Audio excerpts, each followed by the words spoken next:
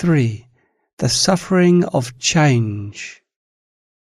When faced with various types of suffering, human beings wish to remove or reduce them. While the suffering of suffering is temporarily removed or reduced, the Buddha referred to the change in feeling as the suffering of change. If this change in feeling stops, the suffering of change also disappears.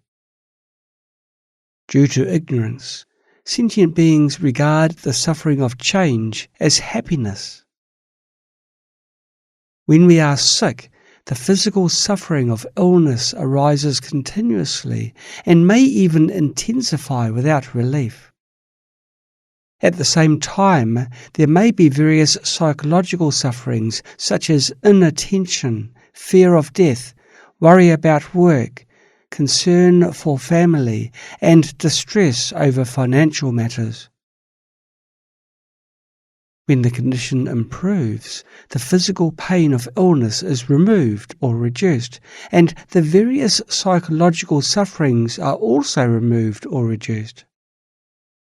Sentient beings crave this change in feeling, the suffering of change, and hope it will continue. However, in reality, this change in feeling cannot continue forever. Therefore, the suffering of change is fleeting. Desire will cause our hearts to burn. When desire intensifies through repetition, the suffering of not getting what one wants will grow.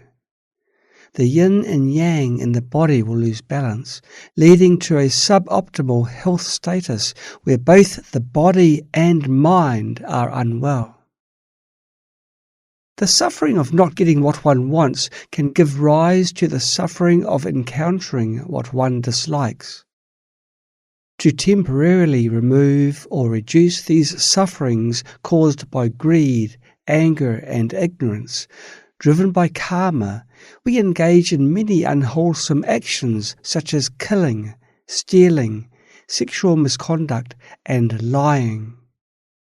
These negative actions give rise to the sufferings of birth, aging, illness, and death, and increase the suffering of not getting what one wants and the suffering of encountering what one dislikes.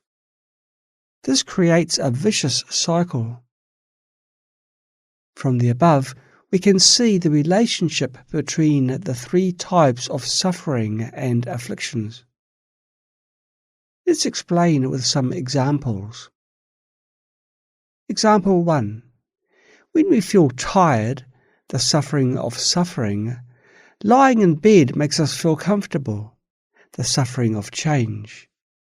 When we feel hot, the suffering of suffering, taking a cool shower makes us feel refreshed, the suffering of change. When we feel cold, the suffering of suffering, taking a hot bath makes us feel cozy, the suffering of change. Throughout our lives of craving for the suffering of change and disliking the suffering of suffering, we are nurturing the afflictions of greed, anger, and ignorance.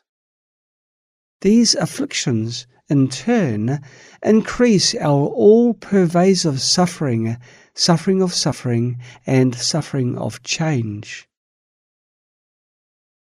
Example 2. Hunger is the suffering of suffering.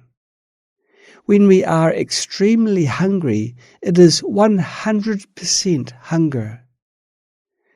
When we start eating from a state of 100% hunger, the suffering of change we experience is the greatest. Then the suffering of hunger decreases from 100% to 90%, 80%, and 70%. When you reach a point of being only 40% hungry after eating, until you are about 60% full, the suffering of hunger becomes subtle. However, we still have an appetite and desire to continue eating. Ordinary beings mistakenly perceive this entire process of changing feelings as happiness, pronounced as kwai le in Chinese. Kwai means fleeting and le means alleviation.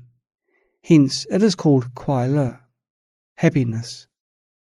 In reality, it is the alleviation or temporary removal of the suffering of hunger, which is the suffering of change. Example 3. A person who committed murder was initially sentenced to death. However, he received a sudden announcement that his sentence changed to life imprisonment. At that moment, his fear of death disappeared, and he experienced intense suffering of change. However, if a person who was originally free is falsely accused for no reason and ends up spending 3 days in jail, they would harbour strong anger and experience intense suffering of suffering. Both situations involve being imprisoned, but spending 3 days in jail is the suffering of suffering, while receiving a life sentence is the suffering of change, or what we call happiness. Why does the person feel happiness? Because their fear is alleviated. Therefore, happiness means alleviation. Example 4. When a smoker's craving for cigarettes arises, it is the suffering of suffering. The stronger the addiction, the greater the suffering of change. Similarly, the stronger the alcohol addiction, the greater the suffering of change. All the so-called happiness in the world has this nature. When we experience and realize that all worldly happiness is the suffering of change, we will no longer pursue or cling to it. Instead, we will seek liberation from the suffering of change, just as we seek liberation from the suffering of suffering. We must remember that worldly happiness is merely a temporary removal or alleviation of the suffering of suffering, which is the suffering of change. Perhaps you may ask, I'm in a good mood today, full of energy, without physical pain or mental afflictions. When a skilled masseur massages my back and neck, I feel comfortable and relaxed. I don't have the suffering of suffering, so how can there be the suffering of change? In reality, our muscles have experienced slight strain or fatigue, or there might be blockages in the meridians of our back. We are aging, but we are not sensitive enough. Only during massage can we feel it. If you were a healthy child and a skilled masseur massaged you, your back and neck would not feel any comfort, but rather pain. When massaging a healthy child, they certainly won't experience such comfort and relaxation. This illustrates that the suffering of change arises from the suffering of suffering. Of course, we have deeper and subtler suffering of suffering that cannot be alleviated by massage. We need to practice meditation. As we gradually enter deeper concentration, we will perceive it. When we reach the first meditative absorption of the form realm, we move from the desire realm to the form realm, suppressing all the desires in the desire realm.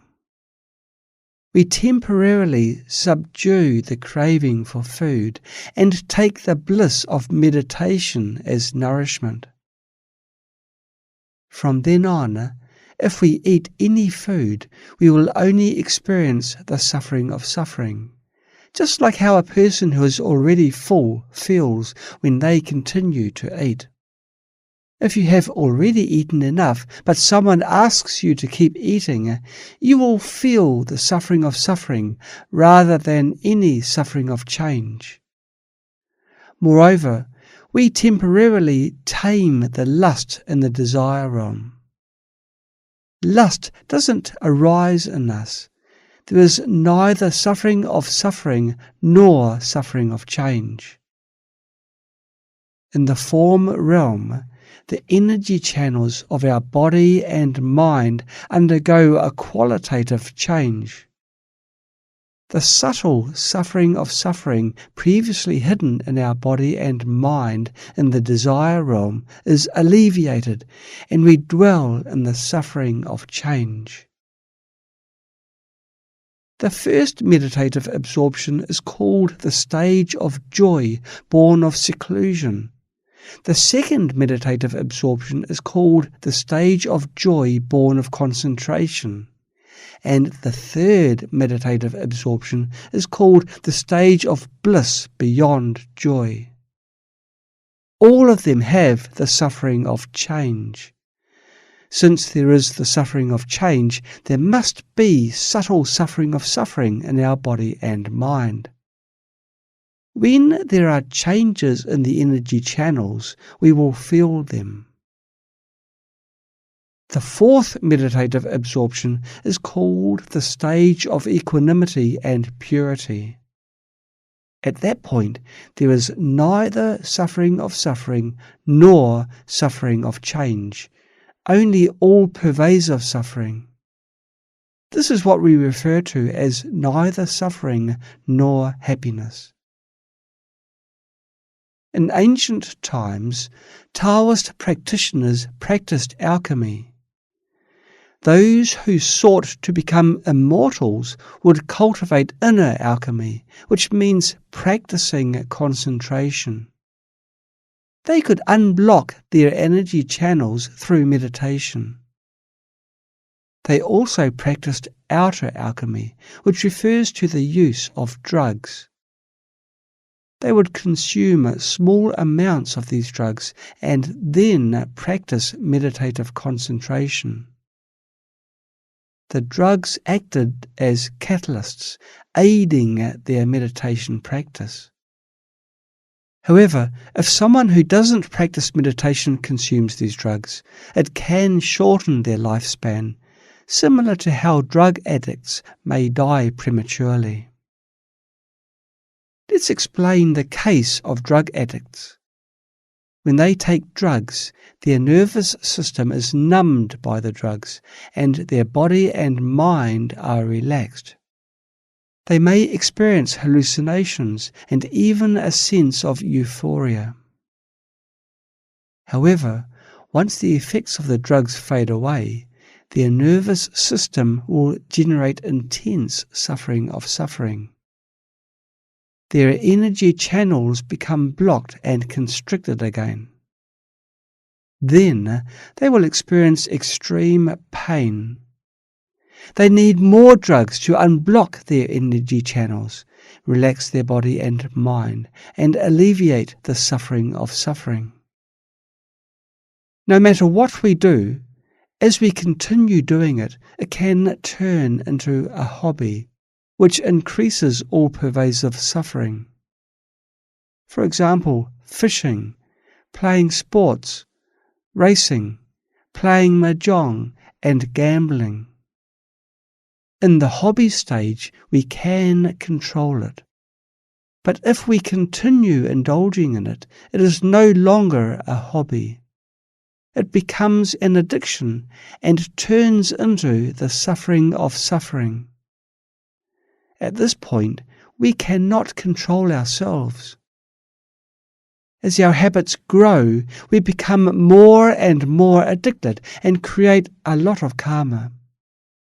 As a result, our body and mind experience intense suffering of suffering.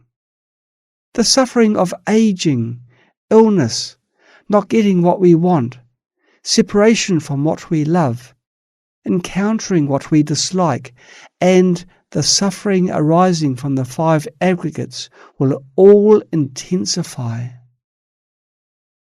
Throughout our lives, we are constantly seeking to alleviate the suffering of suffering and craving for the suffering of change, creating a vicious cycle. This is our life.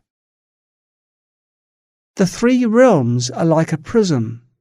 We are trapped inside, creating karma, experiencing karmic consequences, and going through birth, aging, illness, and death. The five aggregates are like a heavy burden. As long as we don't let go of this burden, we are devoid of peace. We carry this heavy burden of the five aggregates without interruption, continuously undergoing cycles of reincarnation. You cannot unload this burden because it dwells in our minds. Currently, we don't have the means to do so.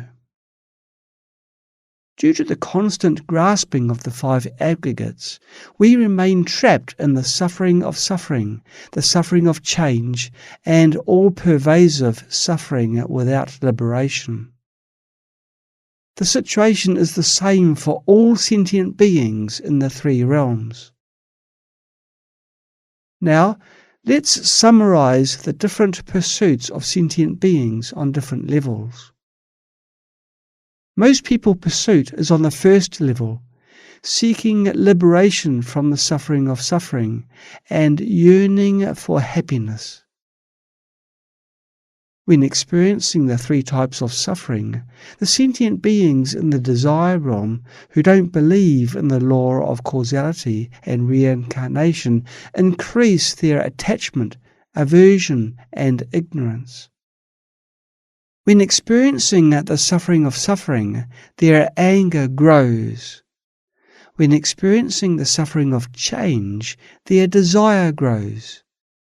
When experiencing neutral feelings, which are neither the suffering of suffering nor the suffering of change, they mistakenly perceive impermanence as permanence, etc., leading to the growth of ignorance. On the other hand, those who believe in the law of causality and reincarnation observe the 5 precepts, practice the 10 virtuous actions, and restrain their desires. As a result, they receive karmic rewards in the human and heavenly realms and temporary peace.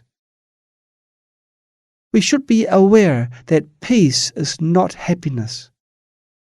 Peace means having less desire and creating less negative karma, thereby experiencing less suffering of suffering. As a result, there will be less suffering of change, and we will live more peacefully. This is a state of life. Therefore, we should understand that peace is not the suffering of change, not happiness. The beings in the second level practice meditation and delight in the joy of meditation. As a result, they can attain positive karmic results, such as entering the first dhyana, second dhyana, or third dhyana in the form realm. However, even the beings in the third dhyana experience subtle suffering and suffering of change. Although they have temporary peace, they still have a subtle attachment to it. The beings in the third level dislike the suffering of change and don't delight in joys. Even in the third dhyana, there is the sublime joy beyond joy.